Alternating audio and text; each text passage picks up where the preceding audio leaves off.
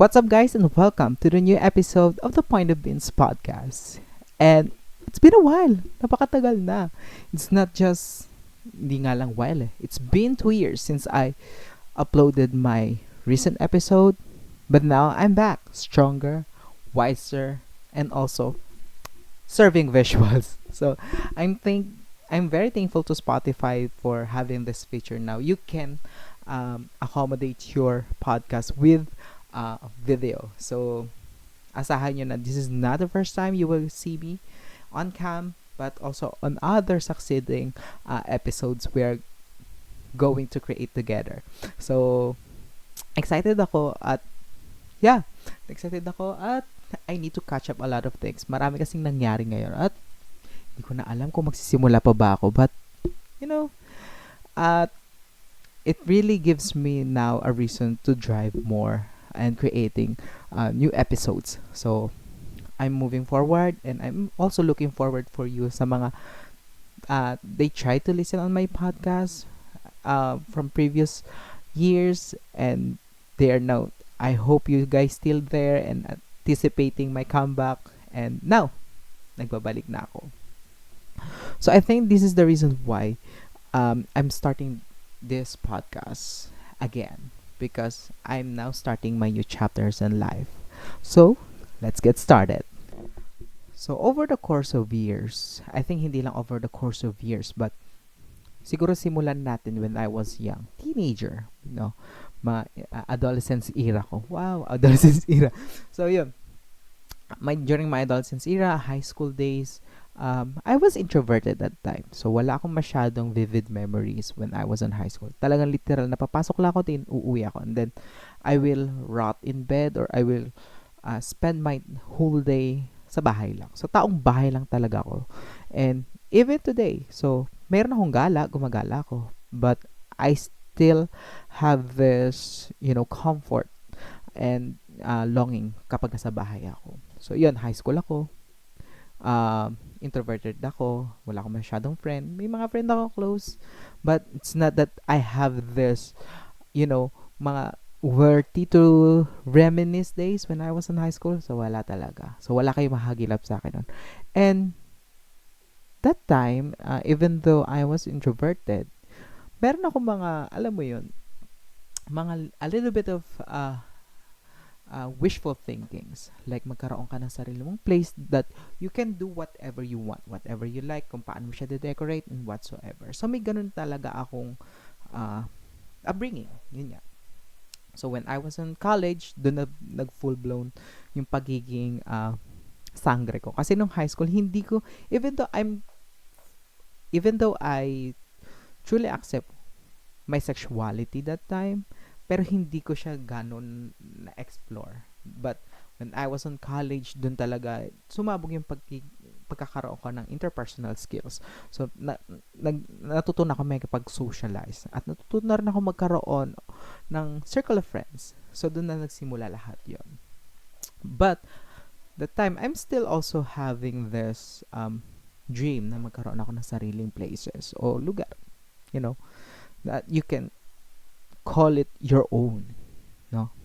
So now, flash forward, when I was working, hindi naman agad-agad yun nasa katuparan.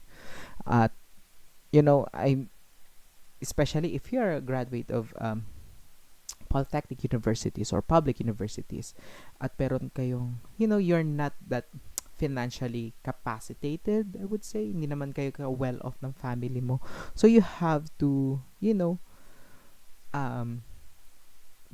upfront your needs, no? Kailangan mong unahin yung mga kailangan mo sa buhay, bills, foods, and etc. So yung mga a little bit of leisure time, medyo to be follow na lang.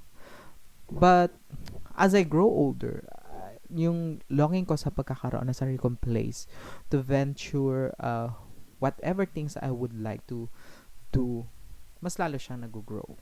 So when starting last year, I'm starting to think, and I'm also, planning to move out. Pero alam ko sa sarili ko na hindi yun ganun kadali. So I have to strategize it first.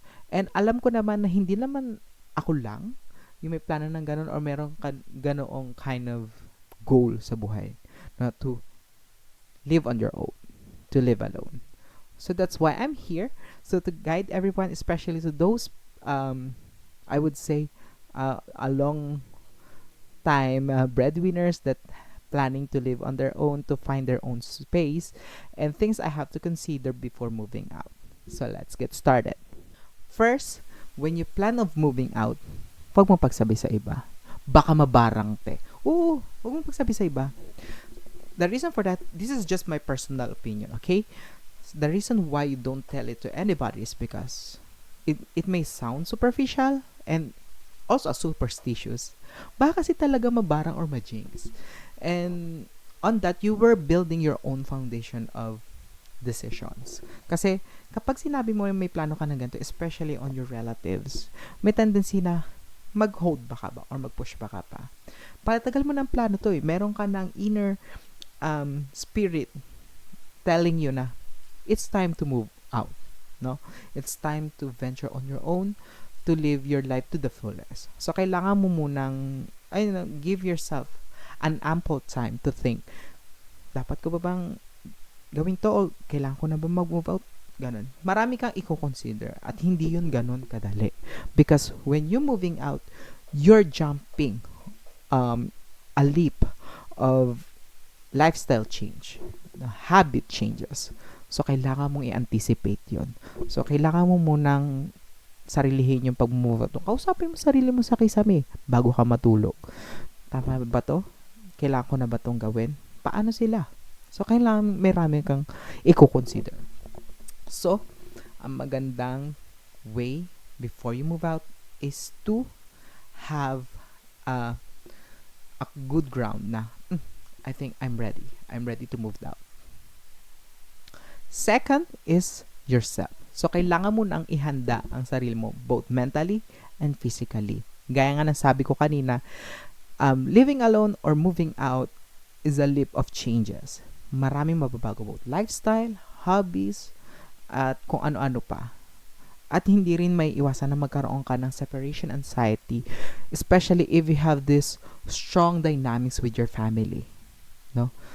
Though wala naman nagpipilit sa'yo na umalis ka, pero dahil nga may kagustuhan, gusto mong mag-grow sa sarili mo to secure your whatever independence or aspirations you have, kailangan mo talagang ihanda ang sarili mo both mentally and physically. Kasi, bakit physically? Malalaman nyo mamaya. But, mentally, no? Psychologically, kailangan mong ihanda yung sarili mo kasi you're shifting to another phase of your life. Third is money. Yes. Kailangan mo ihanda ang pera mo. Huwag kang, siguro, ang pinaka-gist lang nito is sobrahan mo. No? The more, the merrier. Hindi ka pwedeng mag-estimate na, ito lang gagastos ko. Ito lang ihuhulog ko. No. Kailangan mong sobrahan kasi you can't foresee the other expenses. Kahit gaano ka stringent on budgeting, on moving out, sobrahan mo. Mas masaya kung sobra pa. Kasi after all, it's your money. Bakit ka manghihinayang gumastos, di ba? And kung sobra man, that's better. You can save it on your rainy days or you can save it to other whatever you're trying to pursue, no? When you moved out. So, sobrahan mo lang. Next is location. So, you have to consider the location, especially if you are looking for a location that nearer to your workplace, no?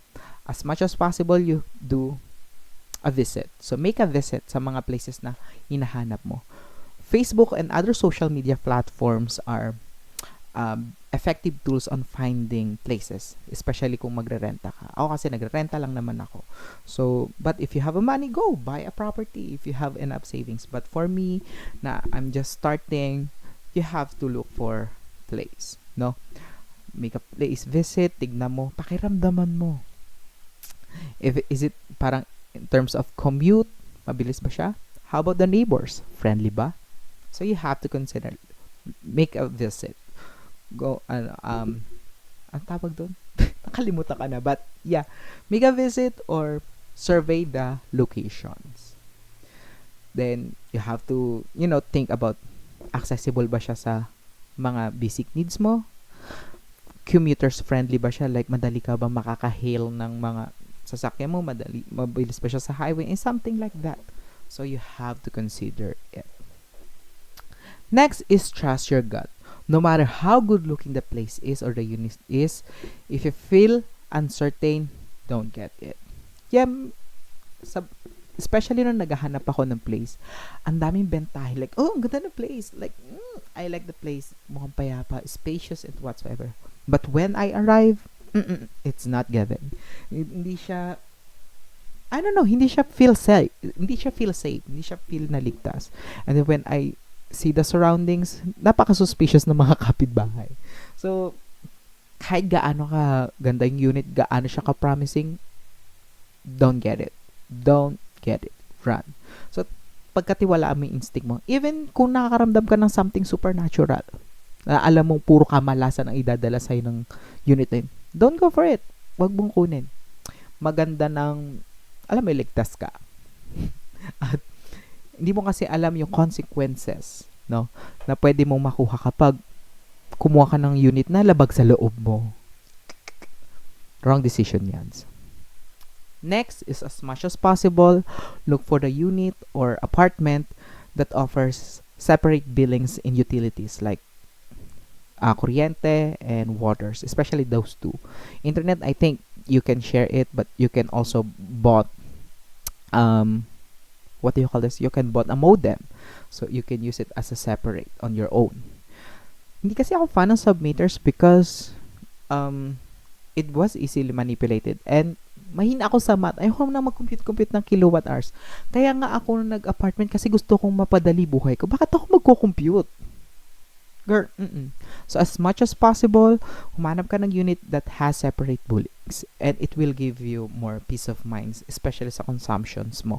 Kasi kapag may ka-share ka, like, say, for example, hindi ka naman ganun kalaki kumonsumo, tapos, then, in your gut, na makikita mo na, bakit ganito kalaki yung bill ko? Like, hindi siya makatarungan, te. So, find, as much as possible, find a place that has a separate billings in water and electricity. Kasi you will get surprised na how much you just consume that month, especially sa water. I was like, oh, ganito lang pala yun. And then sa kuryente, oh, Karen, ang saya. Nakakatuwa na kapag nakakakita ka ng ganung bills na ikaw lang kumukonsumo, tapos ganun na siya kaliit. Actually, mababudget mo na siya sa isip mo, ito lang target kong bill. But also, you have to anticipate na if you have like appliances that you know to yourself, by principle na malaki siya kumonsumo, anticipate mo na rin na malaki babayaran mo. It's the advantage of having billings. Next is refrigerator. So, nakuha ko lang tong idea na to when I have this colleague from my first job na meron siyang apartment. She's actually living with her friends, and then when they nung nagkaroon na ng kanya-kanyang other jobs or opportunity yung mga boardmate niya sa apartment, sa balutan na siya. So technically siya na lang nag-iisa nun. And when I visit her unit, nakita ko yung challenges niya when it comes to storage of food. Kasi hindi naman siya ganun kalakas kumain. And nahihirapan siyang store yung mga pagkain niya. So, nasasayang. So, I asked her, wala ka bang refrigerator? And she has not. Sabi ko, wala ka bang plano? Bumili kahit single lang. And she said, hindi ko naman kasi, hindi niya naman daw ina-anticipate na magtatagal siya. Which is true. But, when I think of it, especially nung, syempre, meron akong envision na sana ganito rin yung lifestyle ko. Magkaroon ako ng sarili kong places. So, ayun nga, and sabi ko sa kanya, pag ako nagkaroon ng sarili kong apartment, I will buy refrigerator first. Kasi alam ko medyo mahal. And yeah, I bought a single refrigerator and it helps me to manage my meals. So, nagkakaroon ako ng portions of what I will eat that day and not. So, it will save you as well sa mga food spoilage, especially kung may takeout ka from labas sa mga gala mo. Pwede may store sa ref mo. Diba? So, it really helps my needs when it comes for food. Refrigerator talaga. So, unahin nyo siguro bago kayo lumipat. invest for refrigerator. Next, when you already planned, or you have now you already stood your ground to move out, and you already find a unit, clean the unit first before you moved out. So kapag bayad ka na, nabigay mo na yung mga whatever down payment it is, clean the unit. At the same time, you will have this, it will also give you an advantage to envision what's your apartment looks like. So kapag nalinis mo na. Kasi kapag naglinis ka lang tapos meron ka ng gamit, girl, may hirapan ka. Especially kung buhat-buhat, may involved na buhat-buhat. Linisin mo na. As your siblings or your friend, in terms of cleaning, pakainin mo lang ng Jollibee yung mga yan. Cherries. Pero, ayun, clean the unit first before you move out. At that way, kung ano mang espiritu nandoon or kamalasan na nandoon na hindi natin alam, at least natataboy na siya. So, yun. Clean the unit before you moved in. Next is, if you can buy already some stuff online that you need 2 or 3 months before you move out, buy it. Especially kung naka-sale na siya. Buy it. And at the same time, pack lightly. No? Yung mga gamit na alam mong ikaw lang gagamit, yung mga, one person lang na appliances, buy it in advance. And at least light. Huwag kang bibili ng medyo mga bulky na gamit. Kasi, you have to think also, especially if you're renting like me, you have to think na, hindi naman ako magtatagal dito or ayoko maging inconvenient sa iba. So, I have to buy things or stuff or na medyo kaya kong buhatin or kaya kong dalhin mag-isa na pwede kong unti-unti and when I moved out dun sa new places ko, or I can put it on a singular vehicles na hindi kakain na masyado ng space. So, buy advance some stuff. And also, kung may mga gamit ka na o may mga gamit dun sa bahay niyo na hindi naman nagagamit na magagamit mo, or yung mga duplicate na gamit dun, kunin mo. Huwag ka mahiya, girl. Especially kung ikaw naman bumili. And lastly is magpaalam. So, regardless kahit gaano ka-toxic ang family mo, or gaano kayo ka-closeness, or gaano ka na ka-independent, or literally adult ka na hindi mo na kailangan magpaalam, always tell your family na mag-move out ka na. And on that way, they could feel na you already fulfilled, or at least out of respect. So, kailangan mo lang naman ng magpaalam sa kanila. Kahit na gaano pa ka-toxic yung family dynamics nyo, or hindi. Paalam ka. And at the same time, give your contact information with your relatives just in case, na may mangyari sa'yo. Sana wag naman. Knock on woods. Or at least you still have a communications. So that's all the things you need to remember when you're moving out or you're starting to begin living alone.